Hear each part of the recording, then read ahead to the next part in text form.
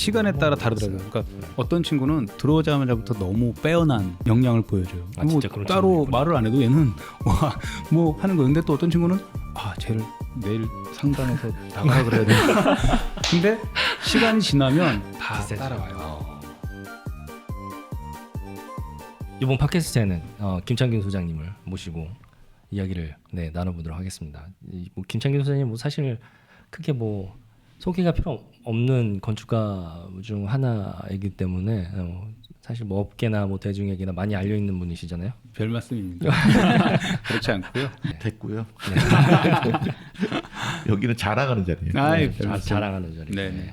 김창균 소장님이 1990년대 학번이시죠? 네, 그렇죠. 네. 90년대 초 학번이죠. 네. 그래서 그때부터 지금까지 1990년대부터 현재 2025년까지 시간 순서대로 해가지고 10년 단위로 이제 소장님의 이야기와 건축에 관련된 이야기와 뭐 그런 걸 한번 나눠보도록 하겠습니다. 91년 학번이시면은 그때는 4년제? 4년제였죠. 네. 건축공학과 4년제. 어땠어요? 그때 공부하는 분위기나 뭐 그런 거랑 지금이랑 글쎄요, 뭐 그 당시에 입학 원서를 내러 가면서 청량역에 내려서 학교까지 쭉 가는 뭐 한 10분여에 걸어가는 길이 있는데요. 아 시립대. 네. 거기 청량이었어요. 청량 그 당시에는 이제 청량역밖에 없으니까 청량역에 내려서 학교 입구까지 걸어가면서 나 이거 건축가 원서 내가 잘 넣는 것 같다. 건물들이 너무 오래된 건물들이 많은 거예요. 길거리에. 그 주변에? 이 시장이 다 내 거다 나중에. 내 거다. 네. 폭포가 컸어. 왜냐면은 당시만 하더라도 건축가를 가면 이게 뭐 이제 꼭 설계를 할 줄은 몰랐어요. 건설 회사에 가거나 혹은 뭐 설계 사무실에 가거나 하는데 건설 회사가 훨씬 우리가 건축가 그러면 다 건설 회사라고 다들 알고 있으니까 그래서 어쨌든 간에 저 일들은 다 무궁무진하겠구나. 그런데 그 건물들이 아직까지 있고 또 부시면은 다 무슨 아파트 막 재개발 재건축 단지가 되니까 이것도 또 우리 일도 아니고 지금 느끼는 거지만 아무튼 당시에는 굉장히 이거 내가 건축가라는 걸 정말로 잘 선택한 것 같다. 그러면은 비전이 좋구나. 건축가를 선택한 뭐 어떤 중학교 때 처음에 이제 건축가를 가기로 선택을 했고요. 제가 중학교 때 이제 그 수련회 가가지고 각자 미래의 꿈을 발표하는 시간이 있었는데 제가 손이 되게 작아요. 남자치고 손이 되게 작은데 내가 비록 손은 되게 작지만 이 큰 세상을 좀 디자인하는 그런 건축가가 되고 싶다라는 걸 처음 얘기했던 것 같아요. 근데 이제 고3 때는 한번 건축가를 넣었다가 떨어지고 이제 재수하면서 이제 다시 합격을 한 거죠. 그때는 사실 수험생도 많고 건축가의 인기도 꽤 높을 당시.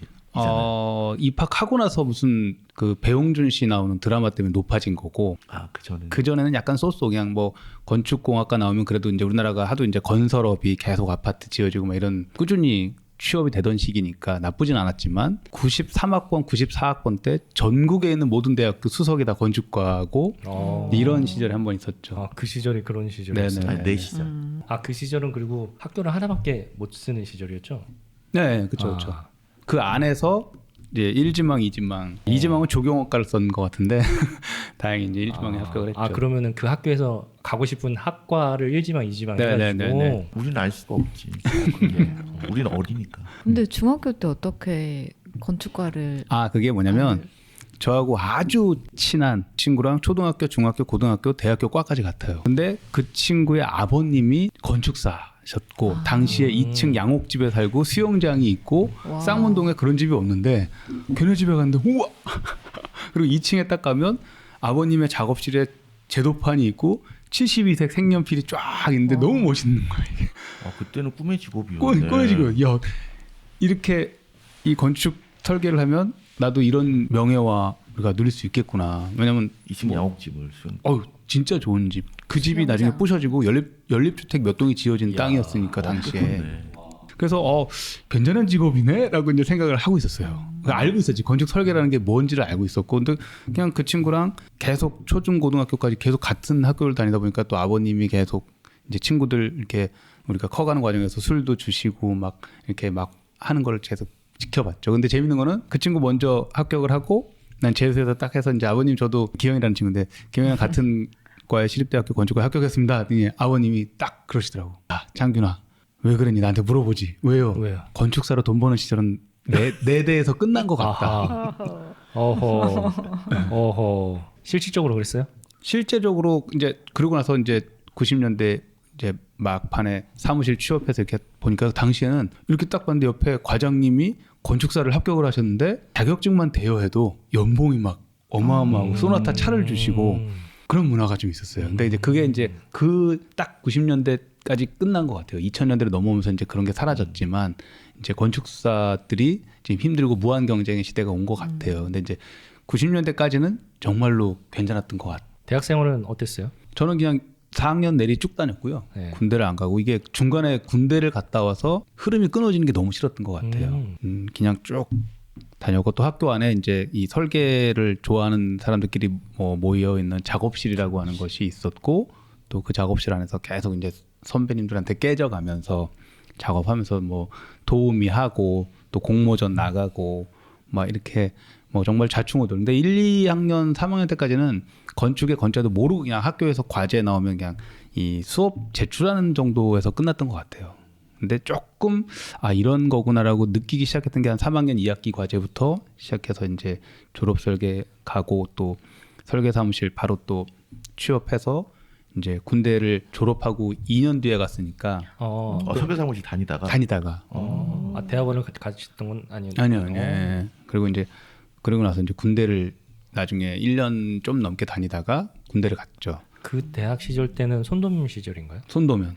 그래서 군대를 갔는데 설계 사무실도 손도면, 군대는 또 재밌게 제가 이제 해병대 설계장교로 갔는데 거기도 손도면. 계속 이걸 그려야 되는 시절인 거예요. 그래서 이제 하도 어이가 없어가지고 사령부에다가 정식으로 공문 만들어서 우리가 캐드라는 걸 좀 도입하자. 야. 이 시대가 변하고 있는데 지금 아직도 손으로 도면 그리고 있는 헤드가 거냐. 사무실에서 쓰기 시작한 게 몇 년도예요? 95년도 신입사원 들어갔을 때는 없었어요. 거의 그 이후에 이제 그때 아마도 쓰고 있는 사무실이 있었던 것 같고 본격적으로 했던 게 아마 95, 90년, 96 그 시즌에 그 사무실 컴퓨터는 달랑 업무용? 엑셀 하고 있는 조그만한 업무용 컴퓨터밖에 없었으니까. 그럼 나머지 진짜 예전에 막 그 구글 같은데 나오듯이 막 이따만한 도면판에서 그렇죠. 네네네. 귀하신 분이네. 그러니까 그렇게 손도면을 이제 하다 보니까 유리한 건 있더라고요. 그러니까 이 나중에 건축사 시험 보는데 내가 이걸 도면을 그리는 거는 아무런 난 연습도 안 했어요. 왜냐면 이미 몸에 다 체득이 돼 있으니까 이 안만 잘 만들면 되는구나. 그래서 도면 그리는 거는 아예 연습도 안 하고 그냥 했던 것 같아요. 그럼 첫해 합격하셨어요? 한 번에. 네. 와. 근데 한 번에 그 세 과목일 때였어요? 아니면 한 과목? 세 과목일 때. 세 과목일 때 네.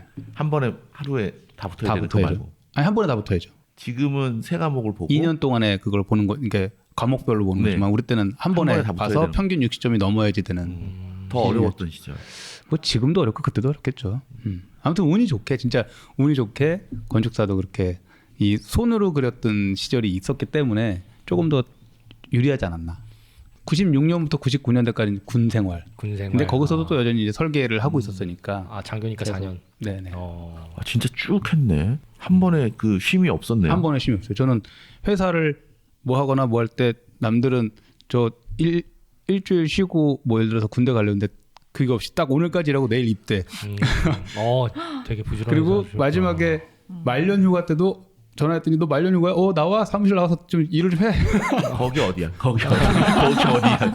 계속 일. 그러니까 이상하게 회사를 뭐 대학원을 가거나 뭐 할 때 중간에 하루 쉬는 건 없었던 것 같아요. 그냥 바로 다음 날 또 여기, 다음 날 여기. IMF 98년, 99년이죠. 그렇죠. 네.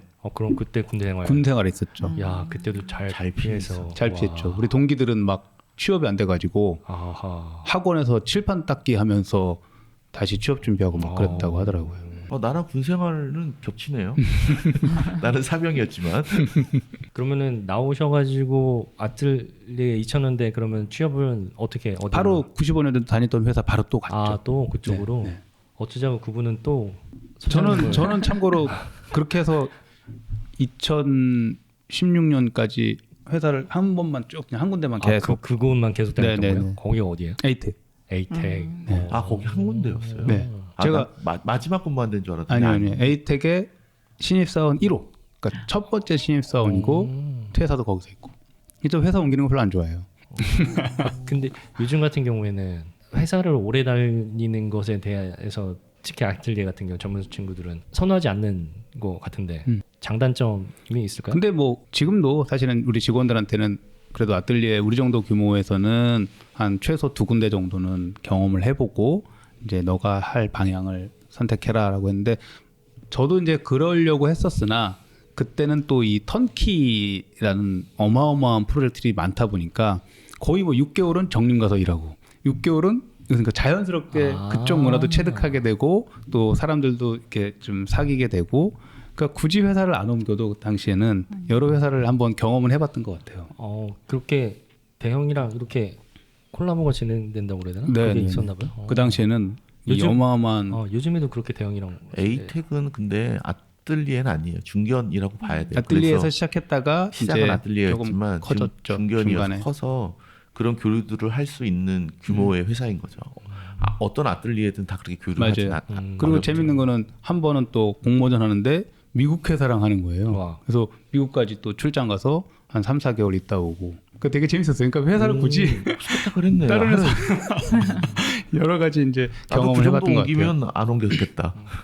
그러게 뭐 어떻게 보면 기회가 있었던 거네요. 네, 운이 네, 좋았던 네. 곳도 네. 있고. 그래서 경험을 많이 해봤죠. 2000년대에서 또 뭐 이야기해 주실 거 있을까요? 2000년대는 이제 또 소장님한테 얘기해서 대학원 잠깐 갔다 오겠다.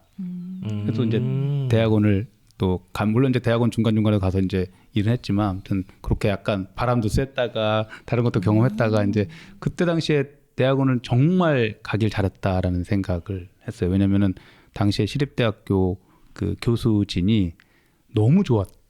예. 지금도 좋아요. 뭐 그러니까 당시에는 이제 좋은 교수님들이랑 하면서 눈을 좀 더 뜰 수 있는 그래서 이제 제가 항상 어디 가서 얘기하지만 계단 하나를 더 올라가고 그런 느낌을 받았으니까 이제 정말 이렇게 한 번 더 공부를 하면서 좀 견문을 넓히고 건축의 여러 가지 종류 이제 제일 중요한 건 그거 같아요. 그러니까 공부를 한다는 거는 나의 현재 위치가 어디인지를 좀 읽을 수 있는 좋은 기회였던 것 같아요. 회사 다니다가 이제 대학원을 가신 거니까 금전적으로 큰 문제는 없었을 것 같은데 그렇죠. 해외 유학은 생각해 보신 적은 없었어요? 했었죠. 근데 왜? 석사 마치고 우리 학교 교수님 중에 그 네덜란드 델프트에서 이제 델프트. 안식년 계신 분이 계셔가지고 석사를 다 수료하고 건축사 시험을 그해 가을에 보고 바로 무작정 세계 여행을 떠났어요. 그때 또 일본부터 일본으로 갔다가 미국 서부, 중부, 동부 그래서 유럽 쭉 한 바퀴 돌고 100일 동안 정말 여행을 다녀왔는데 그러면서 이제 가서 이제 여쭤봤죠. 여기서 이렇게 해서 박사를 좀 이쪽으로 나와보고 싶은데 교수님 생각은 어떠세요? 그랬더니 여기 애들 너보다 다 별로야. 그냥 너 거기서 그냥 너 잘하는 거 계속 하는 게 더 나을 것 같아. 그래요. 근데 지금 생각하면 한번 기회를 좋은 쪽으로 말씀해 주셨으면 한번 또 도전해봤을 법도 했는데 그냥 너 하는 거 지금 설계 잘하고 있으니까 그냥 쭉 나가는 것도 좋은 방법인 것 같아. 굳이 유학을 안 해도 된다. 딱 이러시더라고요. 그래서 저도 그랬을 것 같아요. 만약에 제가 선배고 김창현 소장님 정도의 경력을 쌓아서 유학을 가겠다고 하면 별로 추천해 주진 않을 것 같아요. 근데 뭐 또 하나의 또 경험이었을 테니까. 그냥 가족들끼리 한 1년 나와서 외국 생활을 해서 다른 걸 보고 싶다? 그럼 그냥 어학 연수라 그냥 하라 그러지. 굳이 학위를 3, 4년씩 해서 학위를 따는데 시간을 허비한다고 볼 수도 있을 것 뭐 같아요. 그럴 수도 있죠. 왜냐하면 효율은 떨어지는 것 같아요. 네네네. 그 뒤로 어차피 지금 일도 하시고 학업을 가셨기 때문에 보는 눈이 완전히 달라졌을 텐데 지금부터는 진짜로 보는 대로 자기 걸 만들 수 있는 시기에 학업에서 조금 치우쳐 있으면 오히려 더 효율은 떨어졌을 수도 있을 것 그래서 같아요. 저도 지금 후배들한테도 실무를 좀 하다가 대학원을 가는 게 훨씬 좋겠다. 그래야 그 얘기를 질문하고 싶었어요. 저는 이제 졸업하고 바로 석사를 했기 때문에 실무를 하고 나면 좀 다른 눈이 생기더라. 이제 다른 사람들은 학사를 해서 바로 온 친구들 있었을 거 아니에요. 그 친구들 걸 보니까 나는 좀 다르더라. 뭐 이런 것들을 충분히 그 학사 마치고 바로 오는 이제 후배들 같은 경우 뭐 다른 학교 있다가 온 분도 계시고 우리 학교 후배들도 있었지만 대학원이라는 건 아무래도 이제 이론 뭐 비평도 있고 설계 과목도 있고 하지만 이제 어쨌든 그 연장선상에서 하는 것 같다라는 느낌을 많이 받고 저는 이제 정말로 군대부터까지 시작해서 많은 실무 경험을 하고 나서 대학원을 가니까 내가 공부해야 할 내가 알아야 될 거는 이런 거구나를 좀 더 빨리 좀 제 스스로 좀 알았다는 건 좀 그렇고 아무튼 느꼈던 것 같아요. 예. 이왕이면 대학원을 간다 그러면 실무를 하다가 가는 것도 조금 더 훨씬 나을 수 있겠다라는 생각을 하는 거죠. 다른 그러니까 관점에서. 만약에 이 친구가 쭉 계속 공부를 해가지고 학교에서 학생들을 가르칠 거라 그러면은 안 해도 되지만 설계를 네가 계속 하고자 하는 마음이 있다면 실무를 좀 하다가 대학원에 가서 너가 정말 필요한 게 뭔지를 알고 대학원 가서 그거를 좀 체득하고 또 다시 사회에 나오면 훨씬 더 이 확장이 많이 된 응용할 수 있는 거를 바탕을 가지는 게 될 거라는 얘기를 하는 거 있죠. 그래서 석사 논문 제목은 뭐예요? 저는 유리에 대해 썼어요. 유리. 어. 그러니까 어떻게 유리가 현대 건축에서 좀 다양하게 접목되고 있는가. 헤르조크 같은 경우도 굉장히 실험적으로 유리를 썼었고, 우리는 이제 보통 창문 저기 있으면 저 창문을 통해서 빛을 받아들이고 내가 저 멀리 조망을 보는 유리라는 건 되게 이제 단순한 거였지만 현대 건축에 들어서 이제 고전 건축에서는 유리가 없었잖아요. 물론 스테인드 글라스가 있었지만 그 이후에 현대 건축 들어오면서 유리라는 것이 어떻게 정말 폭발적으로 이 응용하면서 쓸 수 있을 것인가를 썼던 것 같아요. 지금 생각해보면 되게 졸필이죠. 이게 우스운데 당시에는 교수님이 그러더라고요. 야, 너 서문은 10년 뒤에 읽어도 이건 명작이다. 근데 본문은 완전 거지 같다. 근데 저도 석사했지만 석사는 그 테마만 잘 정해도 그러니까. 성공이다. 맞아요. 근데 유리를 건축에 건물에 사용하면서부터 건물의 형태나 아니면은 스타일이 확 바뀌는 계기가 그렇죠. 되죠. 네. 네. 디자인에 참 그 큰 네네. 변화가 일어나게 네네. 되는 거라서. 돌아왔어. 어. 돌아온 다음에 다시 그렇죠. 돌아와서 바로 다음 날 이제 다음 날? 다시 또 일을 하기 시작했죠. 몇 년도에 돌아오신 거예요? 2004년 2004년. 네. 네. 봄에 돌아왔으니까. 돌아오자마자 바로. 네네네. 어차피 이제 건축사는 땄으니까 언젠가는 내가 나의 일을 해야 되겠다라는 어떤 마음속에 그거로 시작한 거니까. 근데 이제 선배님들을 쭉 보니까 다들 30살 초중반에 개업을 했더라고요. 그래서 이때 이제 36살이나 됐는데 해야 되는 거 아니야 하다가 이제 지금 많이들 알고 계시는 리슈 건축 홍만식 소장이랑 이제 같이 나와서 독립을 한 거죠. 그분도 에이텍. 네네네. 그래서 저하고 대학 동기고 또 홍만식 소장이랑 나올 때 이제 에이텍 소장님들한테 이제 욕을 바가지로 먹고 왜? 이제 뭐 사무실에서는 그래도 꽤 중요한 역할을 하던 두 사람이 갑자기 그쵸. 한 사람만 나가는 게 아니라 두 사람이 같이. 또 한 사람 또 있어요. 세 사람이 나간다고 하니까 회사 뒤집히시. 완전히 야 이거 니네들 짜고 우리 나한테 그러니까. 그러는 거냐. 아니 그 뒤로 더 잘 됐다는 소문이 있던데. 근데 이제 그렇죠. 에이텍도 뭐 잘 됐는데 이제 에이텍 소장님들이 그러더라고요. 너네가 지금 나가면 일을 막 엄청 많이 할 것 같지만 나가면 배고프다. 무슨 전략은 갖고 하느냐. 근데 뭐 저도 왠지 나가면 잘 될 것 같았어요. 네, 나가면 잘 될 것 같았는데 너무 여기서 이 그래도 건축사들인데 다들 건축사들인데 이 너무 고액 연봉자가 민폐 끼치는 것 같기도 하고 또 그래도 한번 나가서 해봐야 되지 않냐라고 이제 어쨌든 나왔는데 에이텍 소장님들의 예언이 맞았죠. 배고프더라고요.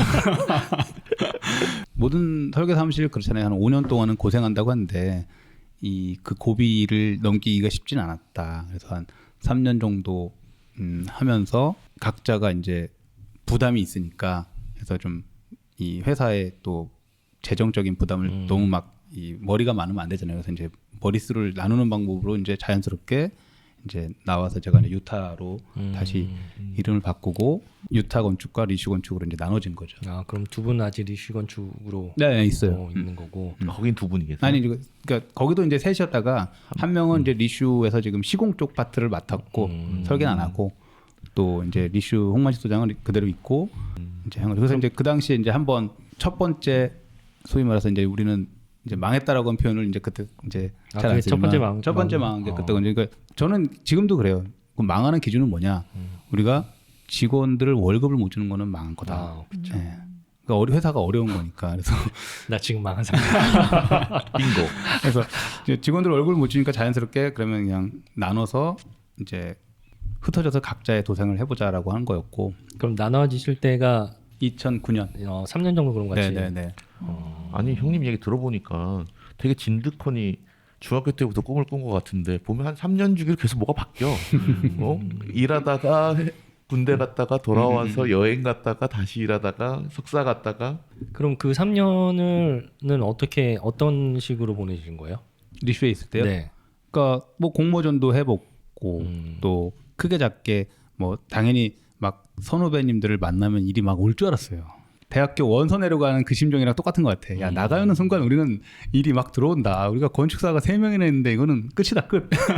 이랬는데 이게 진짜 1년에 일 하나 하기가 너무 어려웠고 당시에도. 그리고 좀 큰 프로젝트의 공모전은 우리 같은 사람 껴주지도 않고 정말로 이게 거기까지 가려면 한참 뒤에 공력을 벽이 쌓아서 있었죠. 가야 되더라고요. 예, 허들이 너무 많아. 우리가 가야 될 넘어야 될 허들이 많고 그래서 어쨌든 그렇게 해서 너무 어렵게 됐고 자연스럽게 이제 설계 사무실을 나누기로 하고 그 사이에 저는 이제 그 어려움 나중에 이제 결혼이라는 걸 오. 했었고 이제 결혼하면서 제일 미안한 거는 이제 저희 아내는 공간 다니던 시절이에요. 같은 공간이 건축가예요? 또 당시에 엄청 잘 나가는 시절이었어요.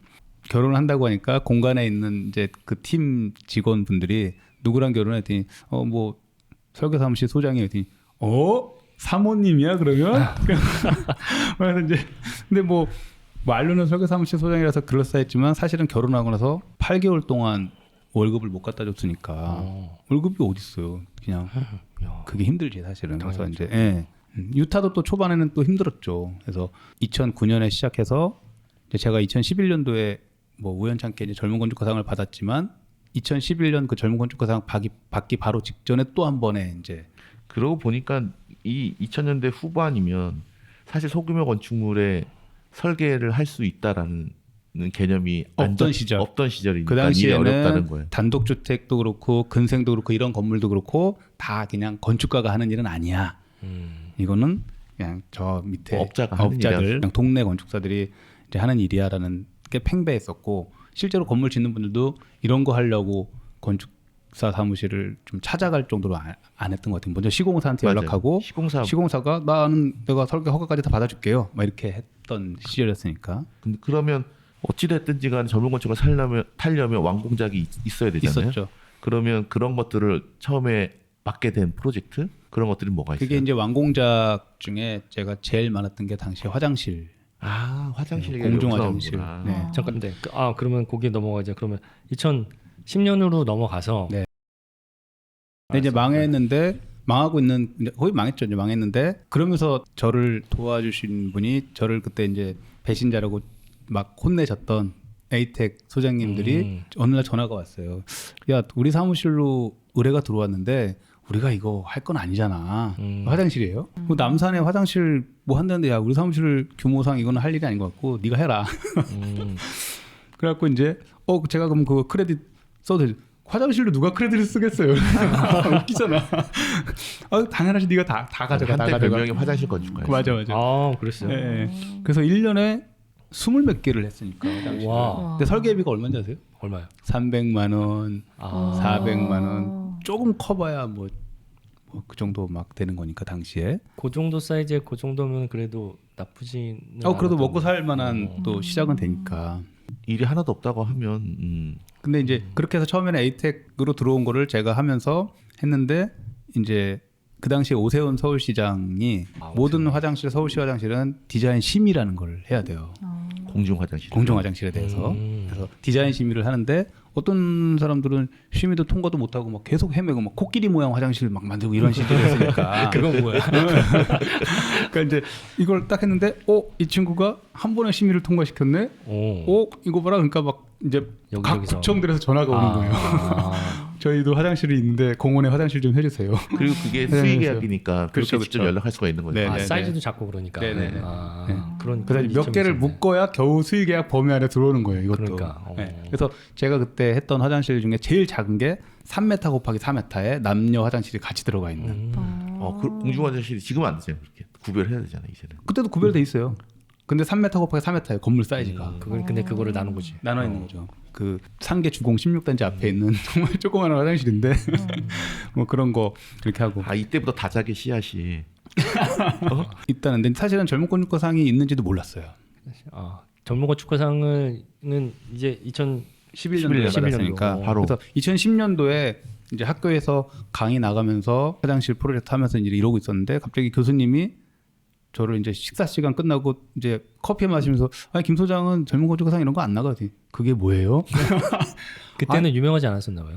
그러니까 아니면은- 모르겠어요. 그런 게 잘 관심이 몰랐었어요. 없었겠어요. 근데 그때도 이제 젊은 건축가상은 계속 있었고. 있었죠. 있는데 이제 뭐냐면은 그 김성호 교수님께서 그 전날 이 젊은 건축가상 심사를 하셨던 거예요. 그때 이정훈 소장이 된 거죠. 심사를 하셨는데 나 심사했는데 내가 생각하는 그런 그러니까 신인 젊은 건축가랑은 좀 괴리감이 좀 있었다. 김 소장은 요즘에 뭐해? 그래갖고 제가 하는 프로젝트를 또 핸드폰 사진을 이렇게 보고 이런 거 하는 사람이 나가야 돼. 네, 그래갖고 막 검색을 해보니까 세건축사협회에서 이 젊은 건축가상을 한다. 그래서 그날부터 뭘 했냐면 요즘에도 이제 컴퓨터 켜고 인터넷 들어가면은 첫 화면 뭘로 해놓으세요? 네이버? 아니면 구글? 저는 구글로 해놔요. 구글. 네, 그러잖아요. 대부분. 저는 젊은 건축가 다녔구나. 세건축사협회. 언제 공고 나온지를 알아야 내가. 야 이런 사람 있구나 진짜. 아니 김성훈 교수님은 언제쯤 나온다고 얘기 좀 해주시지. 아니 이제 그분은 심사하고 이제 끝났으니까 모르시는구나. 내년엔 또 이제 저기니까 그래서 이걸 이 정보를 알아야 되겠구나. 그래서 세건축사협회 그 홈페이지를 첫 화면으로 켜놓고 언제 나오는 거야? 맨날 들어갈 때마다 한 6개월 한 거죠. 기다리셨겠네. 네. 그래서 딱 떴길래 또 막 준비했는데 이거 화장실만 가지고 되나? 막 이제 이런 물론 이제 그 당시 화장실도 있었고 뭐 삼천가 합장이라는 것도 있었고 마침 당선된 서울시립대학교 교문 프로젝트 있었고 이제 있었는데 그럼 지금 교문을 소장님이 하신 거예요? 네네네. 이야. 그래서 이제 그거를 이제 유명한 꾸려서 방송이네. 그러니까 꾸려서 나갔는데 거기서 깜짝 놀랐죠. 지금도 사실은 그 영향 아래에 있다고 생각하는데요. 이제 1차 통과가 됐다 그래서 너무 기분 좋게 이제 2차 심사를 하러 갔어요. 대학로에 있는 소극장에서 비 오는 날 비가 추적추적 오는데 딱 가는데 사람들이 꽤 많이 앉아 계시고 발표 순서가 나는 7번이구나. 근데 거기에 이제 이름이 쫙 있고 각자의 그러니까 소개 글들이 조금 있는데 저만 한 줄인 거예요. 서울시립대학교 및 동대학원 졸업. 나머지 분들은 와 뭐 엄청나게 어마어마해. 많은 분들도 계시고 길게 장난이 썼구나. 아닌 거예요. 그리고 이제 4명하고 이제 전방이 끝나고 잠깐 쉬는데 저를 제외한 7명은 다 아시는 분이야. 서로. 근데 깜짝 놀랐어. 뭐야? 저분들은 어떻게 서로 저렇게 잘 알지? 저는 아무도 얘기할 사람이 없는 거 한쪽에 끝에 앉아가지고 약간 우리랑 비슷한데? 그래갖고 그러고 있었어요. 그래갖고 이거는 보나마나 내가 여기 괜히 왔구나. 그래서 이제 저는 7번으로 발표하고 이제 끝나고 나서 다 끝나고 발표 끝났는데 그때 이제 심사평을 이제 하시는데 심사위원장님이 심사평 하시면서 오늘 항상 우리 이제 젊은 건축가상 심사하시면 대부분 다 이제 그 심사평에서 내가 오늘 새로운 에너지도 느꼈고 우리나라 건축의 흐름이 이렇게도 바뀌는 거를 오늘 정말 느꼈고 이 젊은이들이 이렇게까지 하는구나를 느꼈다. 그러면서 사실은 그런 말씀을 잘 요즘 심사평을 그렇게는 잘 말씀들은 안 하시는데 그때는 딱 콕 집어서 나는 오늘 7번 8번 보고 너무 내가 충격을 받았고 너무 좋았다 딱 이러시는 거예요. 속으로 7번 8번 누구예요? 그래서 저가 7번 7번은 안 했어. 8번이 장용철 소장님. 와이즈. 네. 그래서 그분들은 되게 재밌었어요. 막 동영상도 되게 재밌게 찍고 막 이렇게 했는데 내게 좋았다고? 그런데 이제 그러고 나서 며칠이 이제 한 달인가 있다가 이제 됐다고 연락이 왔더라고요. 이제 그 다음부터 젊은 건축가상이라는 게 급 관심이 됐던 시절이었던 것 같아요. 왜냐하면 맞아요. 소장님 때 그 폭발적으로 인기가 네. 올라갔던 것 같아요. 그 이유가 두 가지가 있어요. 하나는 거기 이제 심사평에 뭐라고 나냐면 사실은 저한테도 약간 그 문장 하나가 지금의 저를 만들었다고 생각하는데 2011년도 젊은 건축가상을 위해서 누구를 선정했고 그중에 가장 주목할 만한 사람으로 김창균을 선정하다 이렇게 나온 거예요. 그 얘기를 왜 넣었지 여기다가? 화장실을 보고 그런 거잖아. 그거 알 수 없죠. 근데 다른 분들의 작업이 너무 좋았어요. 심지어 국립현대미술관 설계하신 분도 당시에 같이 심사를 했으니까 그런 아주 너무 좋은 프로젝트가 있는데 화장실을 한 나를 제일 주목할 만한 사람이라고 적는다고? 그러니까 당시 이제 모든 건축인들이 김창규는 누구냐? 젊은 건축가상은 또 뭐야? 이렇게 됐던 것 같아요. 그리고 그 해부터 3명 아니었어요? 그 전에 5명이. 그렇죠. 그래서 김창균, 와이즈 한 분 누구죠? 박인수 소장님. 박인수.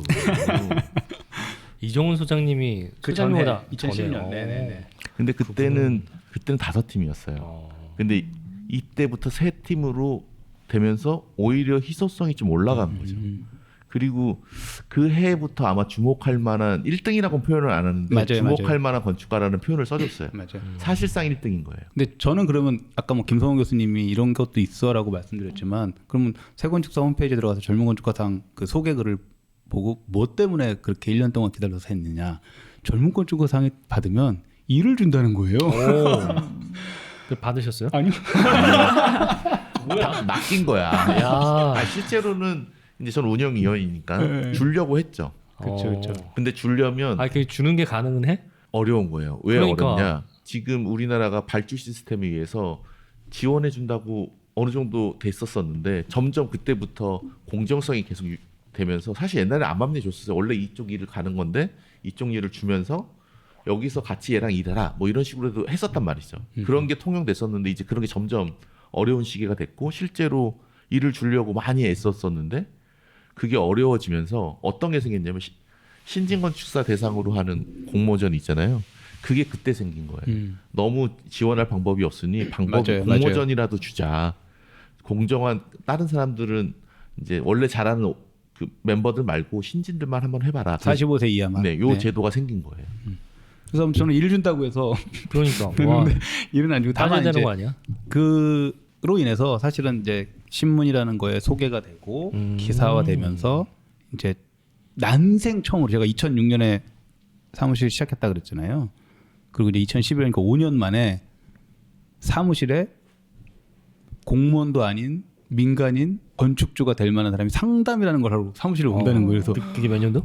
독립하고 5년만. 5년 만에 전화가 와서 김창균 소장 맞으시죠? 아, 네네. 제가 주택을 하나 하려고 하는데 상담을 해도 되겠네요. 그래서 너무 좋은 거잖아요.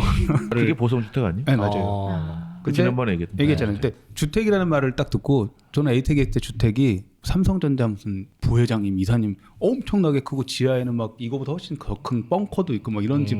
야, 드디어 내가 고급 주택을 하는구나. 바로 그냥 억 단위로 계약을 하는구나. 그런데 딱 오셔서 하는 말씀이 저희 집이 좀 먼데 괜찮으시겠어요? 아유, 저는 어디든 다 갑니다. 어디세요? 전라남도 보성입니다. 그래서 뭐 좋습니다. 뭐 고급 주택인데 보성이 지을 수 있지. 뭐 그렇죠. 보성에도 녹차 있으니까 부자들이 많겠죠. 근데 70 넘으신 아버지 어머니를 위해서 30평짜리 집을 지을 거는데 몇 평이요? 그래서 이제 그게 첫 프로젝트예요. 제 이제 관공서 현상석에 당선된 거 말고 아까 에이텍에서 받아서 했던 화장실 말고 민간이랑 계약한 첫 프로젝트가 보성주택이 된 거죠. 굉장히 의미 있었겠어요. 네. 네. 그런데 이제 그 시절부터, 그러니까 그게 정확히 2010년도부터 희한하게 어떤 게 있었냐면 다들 사람들이 이제 보성주택 하고 나서 이제 우리는 아시지만 다들 뭐 설계하면 막 잡지에다가 막 공간지에 그쵸, 막 그쵸. 보내려고 그러는데 막 하는데 공간지 아니야 저기다 한번 보내봐. 어딘데요? 전원 속에 내지. 이런 잡지 이거 지금은 미안하지만 그 당시는 아니 건축가를 했으면 공간지나 플러스나 C3나 이런 데다 보내야지. 전원 속에 내 집이 뭐예요? 야, 보내봐 일단 딱 보내봤더니 대중들을 많이 보시는. 근데 그 시점이 본격적으로 한국에서 단독주택이라는 걸 설계하면서 건축가를 찾기 시작한 거의 두 번째. 왜냐하면 첫 번째가 그 전에 이제 땅콩주택이라고 하는 이현옥 소장님의 두 남자의 집 짓기라고 하는 우리 고본준 기자님이랑 해서 얼마 돈이 많이 나는 단독주택 지으면서 막 몇십억 들 줄 알았더니 이 정도 금액으로 건축가한테 설계해서 괜찮은 공간을 만들 수 있네를 이제 알려진 계기가 된 거예요. 이제 그 흐름이 딱 그 파도에 이렇게 딱 그러니까 젊은 건축가상이랑 같이 해서 그 보성주택의 그런 해서 이게 그 파도에 제가 탁 올라갔던 것 같아요. 그럼 2010년도 전에는 거의 그냥 뭐 회장님들 빼놓고는 단독주택을 시공사 끼고 뭐 그런 식으로 해서 그렇게 심지어 시공사들이 대출도 해줬으니까 받아가지고 해줬으니까 집 지을 때요. 야 시공사 튼튼한 데를 했네. 그때. 근데 그게 너무 당연했잖아요. 그 시대는. 그렇죠. 그 새마을주택 짓고 이럴 때는 당연히 시공사가 한 3-4채 지어서 팔고 시행까지 했으니까. 그러면서 이제 그거를 딱 계기로 전화가 오는 거예요. 유타건축 김창규는 작은 집도 설계하는구나. 그리고 두 번째 멀리도 가는구나. 그게 중요했네. 멀리도 가는 거.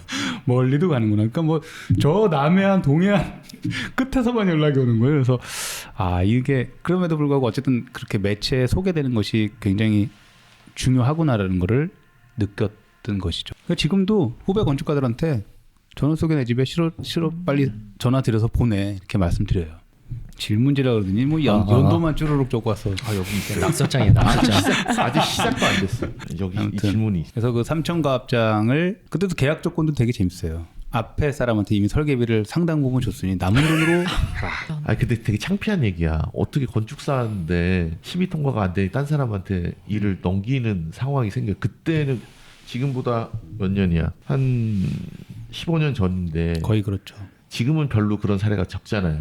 그때는 근데 건축사 중에서도 디자인 능력이 안 되는 사람이 있었던 거 아니에요? 뭐, 현실적으로. 그게 이제 문화재 심의 뭐 그런 경관 심의 이러면 대부분 겁이 나니까 지금도 그렇지만 그러니까 운 좋게 근데 저도 한 번에 통과된 것 같아요. 그러니까 계속 운 좋대 자랑 좀 하라니까. 근데 그 다 운이 삼천가합장 실력인 거야. 삼천가합장 프로젝트가 사실은 좀 약간 결정적인 아마 그런 요소가 있었지 않나. 왜냐면 정말로 어떻게 젊은 건축가상이 이게 선정되는지 모르지만 그 이후 한동안은 뭐 조금 정말 현장에서 막 뛰고 막 재료 선정하고 이런 어떤 땀 흘리면서 뛰는 사람들이 좀 몇 년 동안에 됐잖아요. 이제 저도 이제 그런 어떤 흐름에서 됐다라고 생각을 하고 있고요. 어쨌든 정말 너무 운 좋게 그렇게 됐고 또 시대적인 흐름이랑 맞았다. 근데 제가 그 시절에 제일 지금도 항상 감사를 표현하는 두 명의 건축가가 있어요. 한 명은 이정훈 소장. 아 그래요? 네. 어. 이정훈 소장은 뭐냐면은 뭐 본인은 지금 까먹었을 수도 있어요. 근데 뭐냐면 연배가 비슷한가요 두 분이? 저보다 조금 어릴 거예요. 한두 살 실제 나이는. 아 그럼 가짜 나이는? 가짜 궁금해지네. 이제 제가 전문 고정을 받고 난 다음에 이정훈 소장은 워낙에 그 전부터 작업이 좋았기 때문에 그 이제 전부터 뭐, 알고 계셨던 분가요? 아니요 전혀 몰라요. 근데 이제 그 인터뷰를 하면은 뭐 예를 들어서 뭐 박현진 소장하고 어느 신문에서 인터뷰에서 너무 인터뷰를 잘했습니다. 혹시 다음 인터뷰할 만한 사람 소개시켜주는 사람이 있어요? 김창균을 만나세요.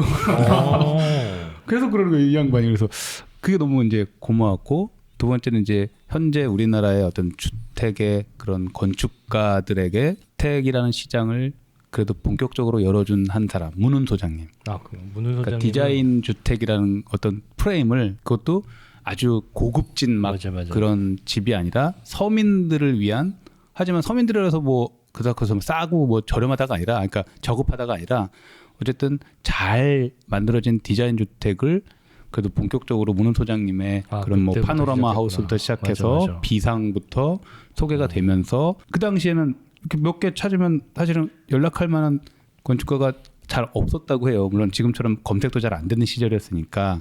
그러니까 거기에 또 자연스럽게 보성주택하면서 제가 살짝 다리를 이렇게 싹 넣고 문훈 소장 한번 진짜 모시고 싶은데 그분이 미술을 했다고 그랬나? 미술은 아닌가? 취미로 미술을 작업을 엄청 하시는데 그분 미술 비싸게 팔리니까 근데 지금도 되게 이야기하는 걸 이제 영상 같은 걸 유튜브에서 보면은요, 굉장히 자기 철학이 있는데 그거를 어렵지 않게 되게 이야기를 잘 하시더라고요. 네. 섭외는 김창균 유명남 소장님이 훨씬 잘하실 거예요. 그런가요? 네. 그래요? 그러니까 그분들은 제가 이런 말 하는지를 잘 모르시니까 이정훈 소장도 그렇고 아무튼 되게 그 당시에 고마운 분들이었고 어쨌든 똑똑해요. 지금의 후배 건축가들도 그때의 그런 흐름을 우리가 잘 선배들이 만들고 지금까지도 계속 주택과 이런 소규모 건축물이 그래도 우리 시장에 들어오게 된 어떤 결정적인 그 단추를 잘 꿰신 분이 문훈 소장님도 한 축을 담당하신다. 그런 어떤 이 파도가 몰려왔던 엄청난 시절이었던 것 같아요. 그럼 보령주택 할 때 직원은 있으셨던 거예요? 보성주택 할 때는 보성주택. 네, 저하고 파트너밖에 없었어요. 인턴 한 명. 다 이제 그 돈에 그러니까 두 번째 망했으니까 다 내보내고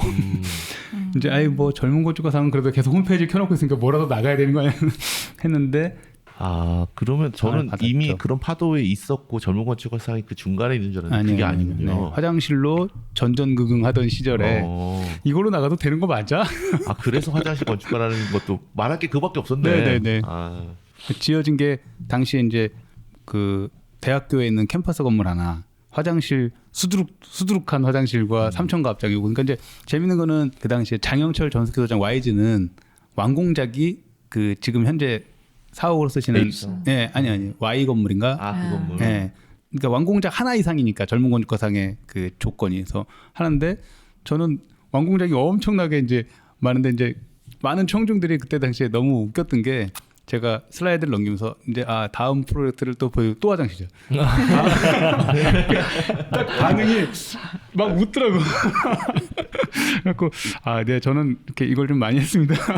호기심을 유발하셨을 것 같아요. 그래서 이제 뭐 거기 화장실 건축가라고 기사에 막 실리고 그렇더라고요. 그래서 감사한 일이고. 왁구 잡기는 딱 좋네. 사실 그 이후로 또 화장실 해본 일은 잘 없으니까.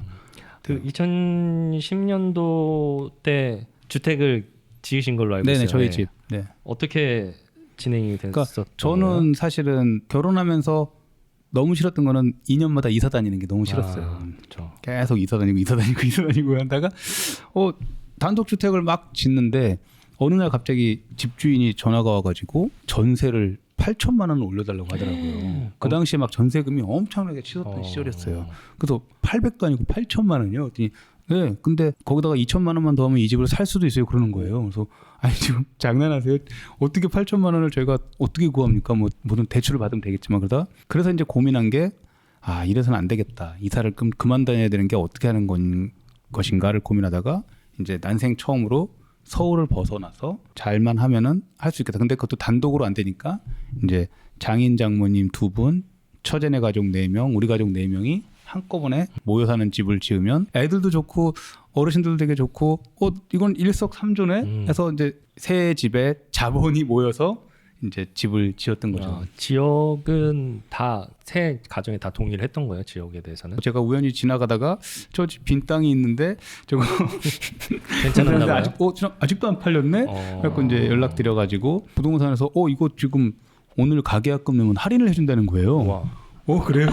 부동산이 그러니까 계속 안 팔리던 땅이었으니까. 네. 그 당시까지만 해도 판교에 누가 집을 지어 막 이렇게 하다가 이제 그 이후로 이제 진짜로 이렇게 올라가던 그럼 시절이었던 것 2015년 정도까지는 판교가 제가 그렇게 14년에 땅을 샀으니까 그렇게 막 그렇죠, 그런 지역이 그렇죠. 아니었는데 네, 막 네. 오를 때가 15, 16년인 것 같아요. 그래서 이제 새 가족이 그렇게 해서 드디어 모이게 됐어요. 그래서 마지막에 너무 재밌는 게 먼저 저희 집을 이제 전세금 빼서 이렇게 시작하고 저희는 장인 장모님 댁에 합쳐서 살고 또 두 번째는 또 장인 장모님 집이 또 전세가 끝나야 되는 시점이니까 거기다 해서 마지막은 처제네 집 가서 그 많은 대식구가 처제네 집 1.5룸 사는 시절이었는데 막 이제 애 하나 막 태어나고 완전 난민촌 거실에서 자고 막 다 막 그렇게 친해졌겠네. 2달을 야. 지금도 10년 동안 이사를 안 다니고 있으니까 너무 좋잖아요. 너무 좋죠. 그러고 나서 이제 곰곰이 생각해 보니까 우리 선배님들이 가르쳐 주지 않은 게 하나 있더라고요. 설계 사무실 다니면서 임대료를 아깝다고 얘기해 주신 한 분도 없었어요. 저는 근데 그게 너무 아까운 거예요. 그렇죠. 예. 이거만 아끼면 한 사람 월급인데 그렇지. 이걸 어떻게 세이브할 수 있는 방법이 없을까? 하다가 또 막 동네를 막 구석구석 걸어다녀서 이제 근처를 막 돌아다니다가 좋은 조건으로 나온 땅을 찾게 됐고 잘 계산기를 두드려 보니까 한 달에 내던 그 임대료를 안 내는 거고 또 1층 조그마한 가게에서는 월세가 들어오니까 실질적으로 플러스 마이너스는 플러스인 거예요. 안 할 이유가 없는 거다 이거는. 그래서 그냥 바로 실행했던 것 같아요. 그럼 2020년도에는 이제 사옥에 들어가서 이제 일을 그렇죠. 진행하게 됐네요. 이제 그러면서 제가 우연찮게 그 당시에 청담동에 건물 하나를 설계를 하고 있었는데 우연찮게 저희 사무실을 설계하고 저희 사무실 입주하려고 하는 시점에 또 누군가가 찾아오셔서 청담동에 이제 올 근생을 한번 맡기겠다고 하시는 거예요. 5층짜리 2종 일반 주거 지역 하고 이제 그게 지어지고 저희 사무실 입주해서 이제 딱 있으면서 제가 이제 저희 직원들이랑 회의하면서 이제 우리 사무실 일이 바뀔 수도 있다. 사람들이 다 직원들이 무슨 소리예요. 근데 실제로 그 두 개가 홈페이지에 올라가고 나서 바뀌었어요. 그러니까 바뀌기 시작. 그러니까 단독 주택은 아직도 있지만 2종, 3종 도심지에 있는 골목골목에 있는 작은 꼬마 빌딩이라 그러잖아요. 작은 건물들이 또 이제 사무실을 또 프로젝트의 일부가 되는 그런 순간이 왔죠. 그러고 나서 EBS에서 연락이 와서 그 사무실을 일하는 거를 찍고 싶다고 하시는 거예요. 그래서 이건 뭔가요? 극한 직업인가요? 뭐 물어봤죠. 극한 직업 맞지. 그래서 아니라는 거예요. 그게 뭔데요? 했더니 뭐 이게 여러 가지 직업군들을 선정해서 이 직업을 소개하는 그래서 한 3, 4주 동안 촬영을 하고 꽤 길게 했구나. 녹화를 해서 그걸 편집해가지고 나간다는 거예요. 그래서 그 3, 4주 동안 계속 마이크 차고 카메라 따라다니고 이제 막 뭐 제주도 갔다가 뭐 했다가 그게 이제 직장 탐구 팀이라고 하는 지금도 EBS 그 유튜브에 올라와 있던데 EBS 그 정도 제작비가 없을 텐데 어떻게 그게 이제 딱 또 방송에 나가고 나니까 이게 이제 또 다른 이제 그렇게 또 됐구나. 버전이 펼쳐지는 거죠. 그러니까 전화를 오시는데 방송에서 너무 잘 봤다. 네. 신입사원을 모집했는데도 방송 보고 그런 회사는 가도 된다. 아버님이 막 그러셨다 그러고. 야. 그래서 아무튼 덕을 똑똑히 받고 그게 이제 2010년대에서 이제 본격적으로 2020년대로 넘어가는 시점에 그런 일이 있었어요. 이제는 직원이 몇 명까지 되세요? 20명까지 갔다가 오. 최근에는 이제 16명으로 조금 경기가 안 좋다 보니까 경기가 안 좋아서 16명. 목이 메이네 막. 아니 이제 지금은 저는 이제 아까 말씀 제 전체 커리어에서 나이도 그렇고 피크는 지났다고 생각해요. 그래서 이제 그것도 이제 조금씩 준비를 하고 있어요. 건축은 60부터 아니에요? 그렇지 않아요. 저는 그렇게 생각 안 하고요. 그러니까 60부터 좋은 작품이 나올 수 있겠죠. 뭐 그건 이제 그동안의 내공을 쌓아서 하지만 이제 뭐 경영인의 입장에서 보면 그렇죠. 그러니까 소위 아뜰리에라고 하는 사무실, 그러니까 직원이 좀 많을 뿐이지 사실 아뜰리에랑 다름없잖아요. 왜냐면 모든 설계 미팅을 제가 다 참여하고 모든 건축주를 상담이나 이런 것들을 제가 다 해야지 뭐 왔다고 해서 상담만 하고 우리 밑에 직원들이 그 다음부터는 맡아서 하는 게 아니기 때문에 저의 어떤 뭐 체력적인거나 뭐 여러 가지로 봤을 때 이렇게까지 해봤으면 할 만큼 했다라는 생각을 하는 시점도 있었고요. 또 경기가 마침 또 이렇다 보니까 점점 이제 내가 할 만큼으로 좀 규모를 좀 축소해야 되겠다는 생각을 하고 있어요. 그래서 그리고 이제 2020년 고 되는 찰나에 주택 그런 조그만한 소형 상가들 그리고 이제 지금 현재 또 하나의 축을 이제 다루고 있는 것이 카페라고 하는, 그러니까 우리나라가 국민소득 3만 불을 넘어가면서 온 동네 이제 소위 카페가 전 세계에서 맞아요. 지금 인구 100명당 1위라면서요. 개수가. 그래서 그런 이제 대형 카페들이 이제 많이 생겨나고 있는 찰나에 누가 또 오신 거예요. 그래서 어디서 오셨나요? 그랬더니 전라남도 여수에서 오셨다고 하고 카페를 하실 거라고 하더라고요. 그래서 예, 저희 사무실에 카페 포트폴리오가 없는데 어떻게 카페를 상담을 하시러 오셨네요. 그랬더니 소장님이 하고 계셨던 단독주택을 옛날부터 굉장히 유심히 보아왔다. 근데 단독주택 하는 걸로 보아서는 카페를 제가 일을 의뢰해도 잘하실 것 같다. 이런 말씀을 하시더라고요. 그래서 이제 여수 그 카페 프로젝트가 시작이 됐죠. 그래서 그 카페가 2020년 1월 1일 날 오픈을 했으니까 코로나 상황이었고 그때네. 예. 그래서 저는 사실은 망할 줄 알았어요. 코로나 때문에 왜 또 이런 시련이 오느냐. 그러니까. 근데 이게 전화위복이었죠. 사실은 해외여행을 못 가니까 KTX 타고 갈 수 있는 여수라는 또 근데 마침 또 노래가 그때 그 몇 년 전에 장범준의 여수 밤바다라는 노래가 나오면서 여수가 또 이런 이게 부흥하고 또 떴고 그 찰나에 그 카페가 굉장히 인기를 많이 얻었던 것 같아요. 지금까지도 뭐 그분은 이제 그 모이핀 1을 짓고 모이핀 2까지도 작년에 또 새로 또 오픈했으니까 그 지역에? 네네. 그러니까 그것도 저희가 설계하고 지금은 옆에 대지. 네, 옆에 대지에. 그리고 이제 모이핀 3는 또 여수 시내에 또 지금 저희가 설계 끝나고 허가까지 받고 이제 시공 지금 준비하고 있는데 어쨌든 그분은 또 이제 신세계를 만난 것이고 저희는 원형.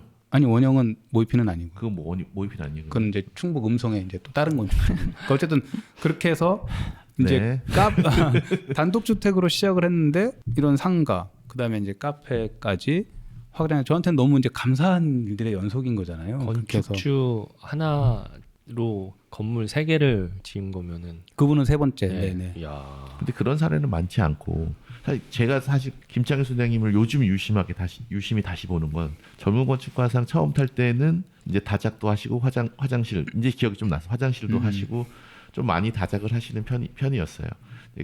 그런데 다른 젊은 건축가상을 받은 사람들에 비해서 두각을 나타내는 아니면 어떤 챌린지가 있는 건 아니었단 말이죠. 근데 요즘은 사실은 그 버전이 바뀌면서 제가 보기엔 저번에도 그랬잖아요. 만나서 이제는 설계 막 하시는데요. 하고 싶은 대로 막 이런 얘기도 할 정도로 그 버전 3로는 안 가고 2에서 멎을 수도 있지 않을까라고 조심스럽게 생각하고 저도 사실은 특별히 그렇지 않아서 저도 많이 해봐야 버전 2겠거니라고 생각을 하고 있는 사람으로서 그 3가 됐을 때 저는 이런 걱정을 했어요. 나는 3가 기회가 주어지면 3를 잘할 수 있는가. 그것들이 갔을 때의 그 두려움 안 해봤을 길이잖아요. 자기가 뭐 안 해봤던 길 그리고 지금 왔을 때 그것과 버전 1, 2와 했을 때의 어좀 비교해서 얘기할 수 있는 것들 뭐 그런 것들이 있지 않을까 생각이 드신 분을 던집니다. 항상 두렵죠. 그러니까 모든 걸 새로 하는 프로젝트가 있으면 모든 프로젝트는 두렵죠. 두려운데 아까 말씀한 이제 뭐 맘대로 하지는 않고요. 조금 뭐랄까 좀 철이 들었다라고 생각을 해요. 그러니까 그 동안에 정말로 91년도에 아까 말씀하셨지만 입학해가지고 그 많은 어쨌든 경험과 또 보아온 뭐 견문이나 이런 걸 다 합쳐지면서 점점 이제 조금 더 내가 하고 싶은 건축, 좀 더 이제 기억에 남을 만한 건축을 해야 되겠다는 생각이 점점 뒤로 갈수록 굳어지고 있는 것이고, 그 건축주분들한테 뭐 어떻게 보면 감사를 엄청 드리면서도 한편으로는 또 미안하죠. 왜냐면 제가 성숙하지 못한 상태에서 프로젝트를 했을 거라고 여겨져요. 그러니까 물론 그분들은 너무 좋은 집입니다, 너무 사람들이 좋아해요라고 말씀해 주지만 저는 속으로는 아직 멀었다, 조금 더 내가 잘하려면 더 배울 게 많고 할 게 많다라고, 아직도 사실 지금 하고 있는 것도 그 연장선상이라고 보는 거고요. 그래서 사실은 다양한 이제는 좀 시도를 해보면서 조금 더 기억에 남을 만한 공간을 만들고 싶은 거는 분명히 사실이고, 그게 이제 버전 3일지 또 다시 버전 4가 될지는 모르겠어요. 근데 어쨌든 기회가 주어진다면, 아까 60부터라고 하지만 그 정도 나이 때 되면은 괜찮은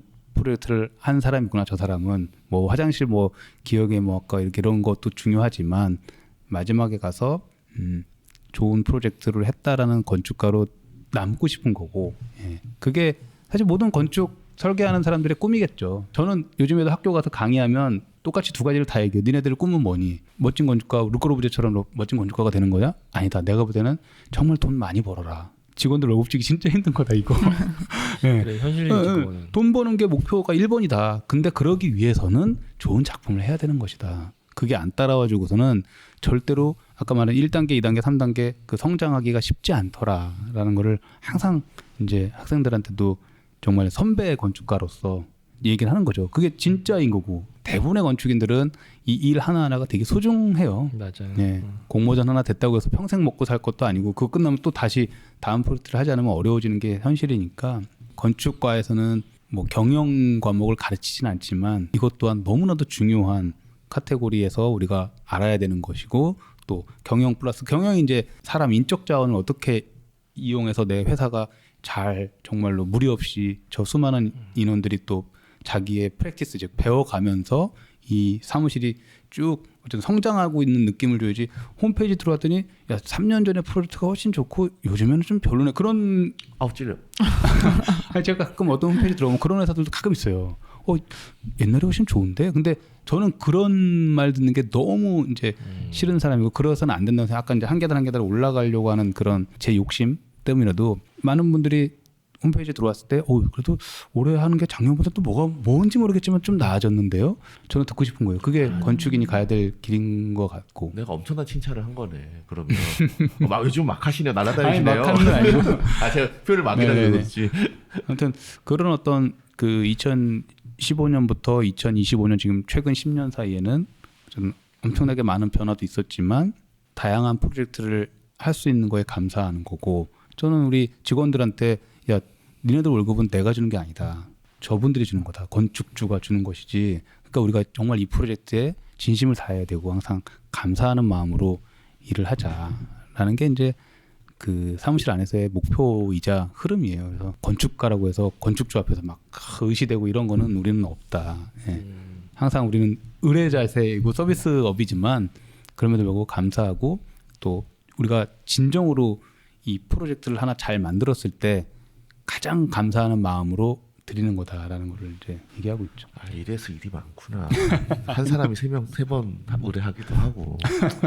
내가 잘못했네, 내가 잘못. 그러면 소장님은 나중에 최종적으로 정말 하고 싶은 프로그램 같은 게 있으세요? 뭐 프로그램 지금 와서 우리가 뭐 큰 메이저에서 하는 대형 프로젝트를 할 수는 없는 거잖아요. 그러니까 이제 그거는 하고 싶지만, 뭐 예를 들어서 뭐 저희 큰애가 축구를 하지만 축구 경기장 하나 하고 싶은 마음이 있어요. 물론 공모전 잘해서 될 수는 있지만 우리나라 현실에서는 쉽지는 않고, 정말로 많은 대중이 한 번에 모이는 프로젝트도 옛날부터 물론 에이텍에 있을 때는 막 하기도 했지만 지금은 그런 기회가 없더라고요. 연간 이용으로 따지면 수만 명이 왔다 갔다, 진짜로 뭐 계속 사람들 왔다 갔다 하니까 가장 대중적이죠. 네, 가장 대중적이죠. 그러니까 저는 진짜 마지막까지도 제가 하고 싶은 프로젝트는 건축을 1도 모르는 대중들이 그냥 보고 느끼고 조금이라도 작은 울림이 있는 건물들. 그게 뭐 조그마한 화장실도 좋고 정말 체육관, 축구장도 좋고 무슨 기차역도 좋지만, 뭐 만약에 어떤 메이저 사무실에서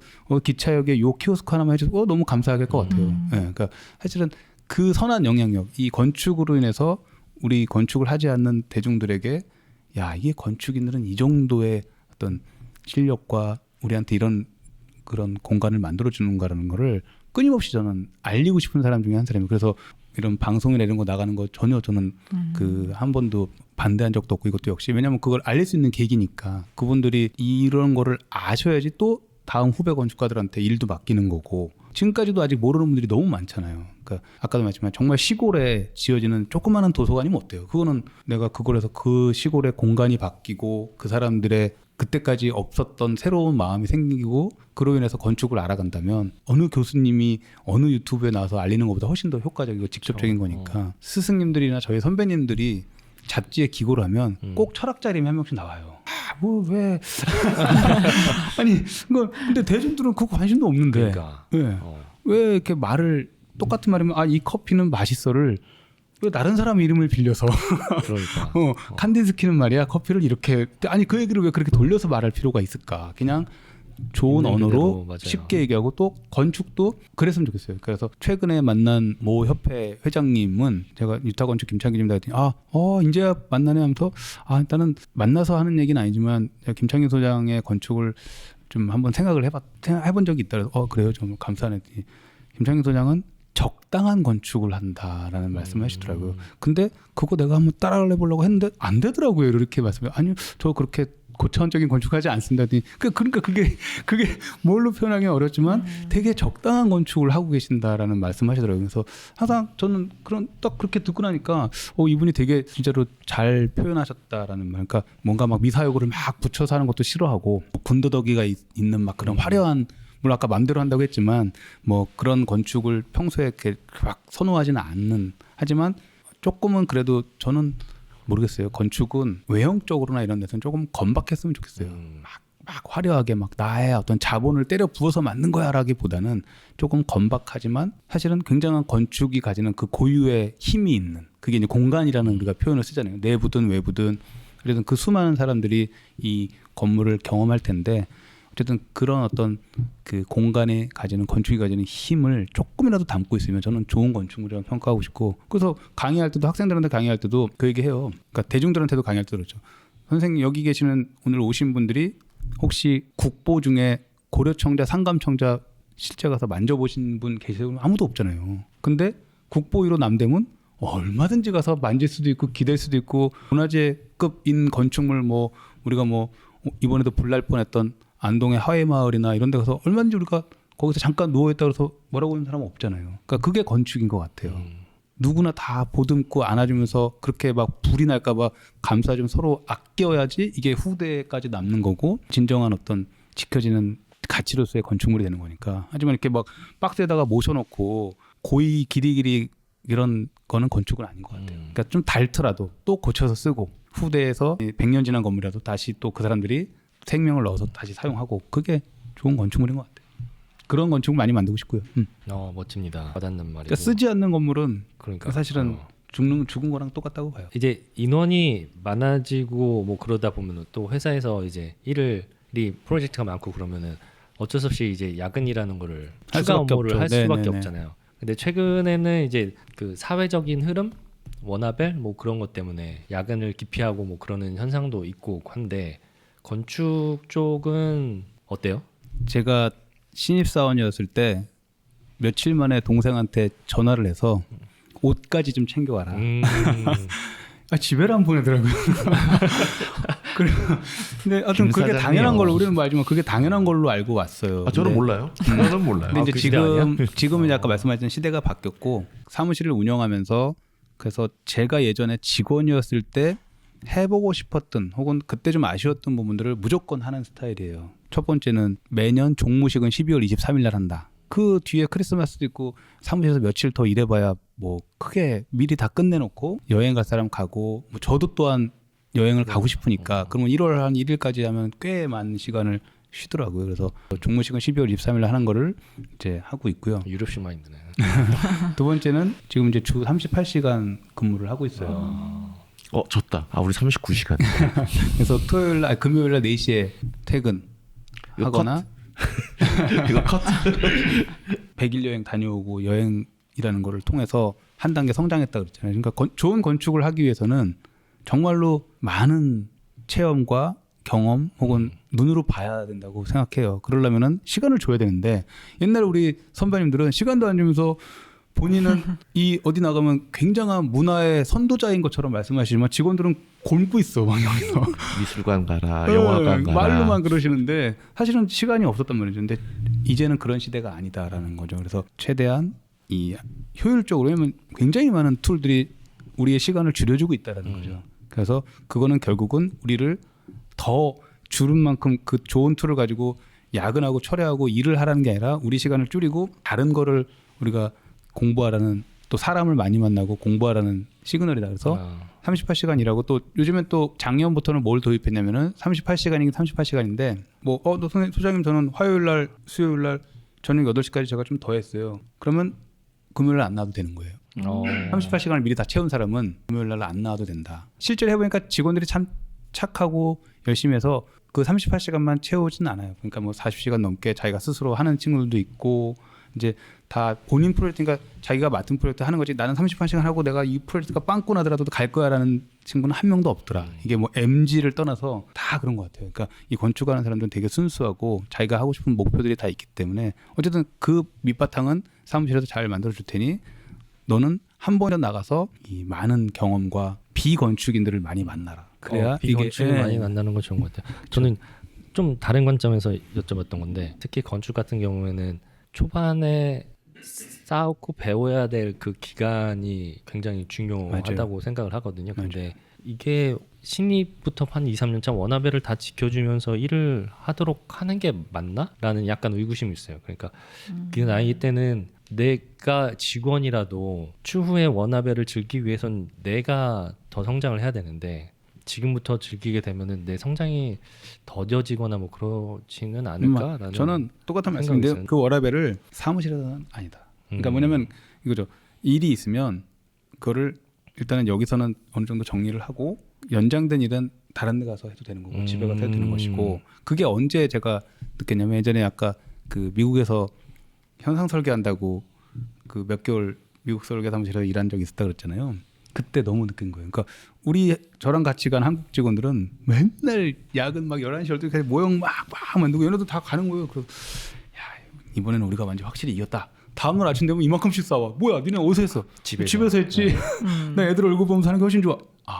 그때 한 대 진짜 얻어맞은 것 같아요. 우리는 왜 이걸 사무실에서 맨날 이러고 있었나. 워라밸만 찾고 딩가딩가 노는 사람들은 나중에 발전이 없는 거죠. 그러니까 그래서 하지만 사무실에서 일하는 시간이 많다고 해서 그 친구가 나중에 미래에 성공한다는 건 또 아닌 것 같아요. 결국은 자기가 필요한 거를 밖에 나가 사무실 바깥에서 혹은 뭐 집에서 가서 좀 더 추가 업무를 하더라도 여러 가지 건축과 관련된 그걸 채워나가는 거는 정말 필요한 것 같아요. 그게 없으면 저는 그때 고생 안 하고 그때 내가 정말 나는 놀 거야 하는 순간 그 친구 잘 된 걸 못 봤어요. 진짜로. 그래서 뭐 개인적으로는 잘 알아서 하는 친구들도 있겠지만 그게 안 되는 친구들도 분명히 있을 거란 말이에요. 그러면은 그거를 사회 그러니까 회사 입장에서 그거를 그냥 가만히 보는 게 맞냐 아니면은 좀 더 우리 회사에 온 이상 이 정도 수준은 맞춰줘도 내보내는 게 대표의 입장이니 맞아요. 그거를 어떻게든 끌어올리는 게 맞냐. 그런 게 좀 이제 오랫동안 이제 직원들도 많이 하시는 말씀, 특히 아틀리에를 운영하시는 그래서 어떻게 운영하시는지가 좀 궁금해가지고. 시간에 따라 다르더라고요. 그러니까 어떤 친구는 들어오자마자부터 너무 빼어난 역량을 보여줘요. 뭐 따로 말을 안 해도 얘는 와 뭐 하는 거예요. 근데 또 어떤 친구는 쟤를 내일 상담해서 나가라 그래야 돼. 근데 시간이 지나면 다 따라와요. 그러니까 결국은 우리가 기다려주고 지금은 막 보채면서 너 왜 이거밖에 못하니 우리 사무실 이런 회사가 아니야 우리는 이만큼을 만들어야 될 거를 굳이 할 필요는 없다. 자기도 알아요. 그러니까 시간을 주고 하지만 요번에는 너 요거는 이렇게 해서 좀 네가 알아야 될 거야 하면 이제 자기가 습득하고 결국은 나중에 되면 다 비슷비슷해져 가는 거는 볼 수 있어요. 하지만 결국은 그럼에도 불구하고 건축은 그 스킬만으로 해서 나중에 자기가 설계 사무실 하고 싶다고 하면 뭐 실시 도면 잘 그리고 뭐 해서 막 하는 그런 스킬만으로 되는 건 아니니까요. 본인의 어휘, 본인이 하고 싶은 게 뭔지는 꼭 네가 챙겨가면서 우리 사무실에 일을 해라. 뭐 당장 이거 우리가 해야 될 과제 요거 하나 잘했다고 해서 너가 좋은 성과를 받고 이런 건 아닐 수 있으니 하지만 너의 진짜로 원하는 건 무엇이며 네가 앞으로 했을 때 나 같으면 이렇게 하겠다는 걸 명확하게 우리한테도 알려줘야 되고 또 너 스스로는 그거를 마음속에 비록 오늘은 내가 하자고 하는 요 안으로 갔지만 너가 마음속으로 나는 나중에는 요걸로 안 할 거라는 것도 명확하게 가져야 된다라는 걸 항상 얘기를 하죠. 많이 배웁니다. 그 부분은 배우고 갑니다. 근데 대표 입장에서 얼마나 기다릴 수 있을까? 그 직원이 열 몇 명 돼야 기다리지. 한두 그러니까. 명인데 어떻게 기다려? 그렇죠. 왜냐면 또 이제 그 직원이 막 신입사원 들어서 그렇게 하면 또 같은 팀에서 또 그걸 백업을 해주니까 그렇게 막 그렇죠. 빵꾸가 나거나 맞아요. 하지는 않고요. 그러면 이제 뭘 많이 적은 것 같으면 하나도 말을 안 해. 그냥 낙서야 낙서. 저희가 한 이제 2시간 녹화한 것 같아서 이제 여기서 이제 막을 이제 오늘 녹화는 마치려고 하는데 네. 마지막으로 소장님 뭐 한마디 뭐 요즘에 주요 관심사는 이제 50대 중반이 되다 보니까 아 벌써? 이제 그 노화와 성숙이라는 단어가 음.